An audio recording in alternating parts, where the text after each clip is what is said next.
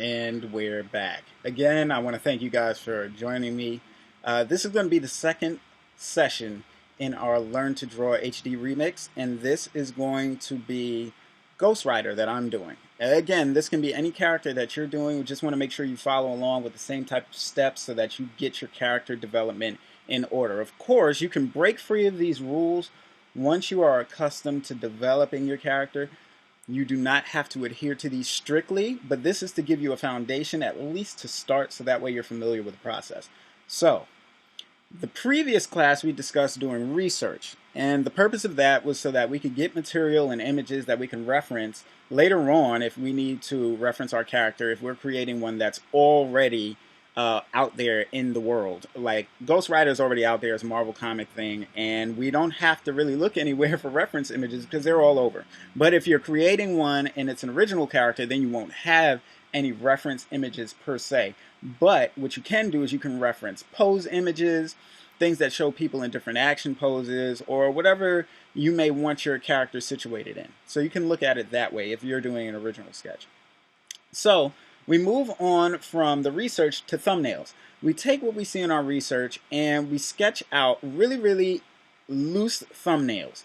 And I recommend anywhere from 5 to 10 thumbnails to give yourself some options. But in my personal opinion, the more you do, the more ideas get fleshed out, the quicker you're doing them, and then you have more to choose from. So I did 8 for mine. And if you look at these, you'll see they're in various poses. They may be showing his head from different angles, but the focus is on the flaming skull, which is Ghost Rider's trait. In the items that don't show his head up close, which you'll notice are, let's say, this item right here, and this one, you'll notice that it hinges on the element of fire.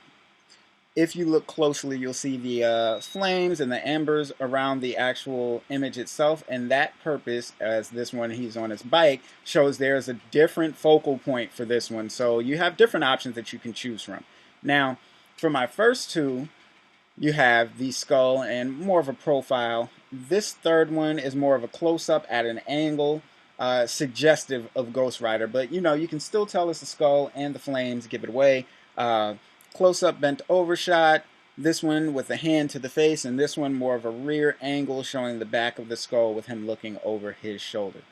But what I decided to do for mine was to go with the second image, which is the top right, where he looks like he's holding his hand out and he's maybe like inhaling deeply or about to yell. And I thought this was the most powerful of the images. So after you get all of your images together, you're going to want to make sure that you pick the one that best suits your character development. Now this, for me, I felt best suited my character development. So what we're going to do is we're going to take the sketch that we have and we're going to tighten it up and we're going to make it a larger, more detailed and fine line sketch from this actual thumbnail. So the purpose of the thumbnail is to give you an idea and the placement of your character, what it may be doing in terms of posing, and how it should look in the final state. And then in our next class, what we do is we take that to a tightened line sketch. All right? So I want you to take the time, go through, make up some thumbnails with respect to the research that you did in the last class. Once you have these thumbnails, take some time, look them over, figure out which one works best, which one gives the most contrast in terms of positioning, the look of the character, any emotions that you can convey in their face, whatever it is that you're going to look to do. And then we're going to take that forward into our final line sketch for the piece so that we have a solidified concept to bring into Illustrator.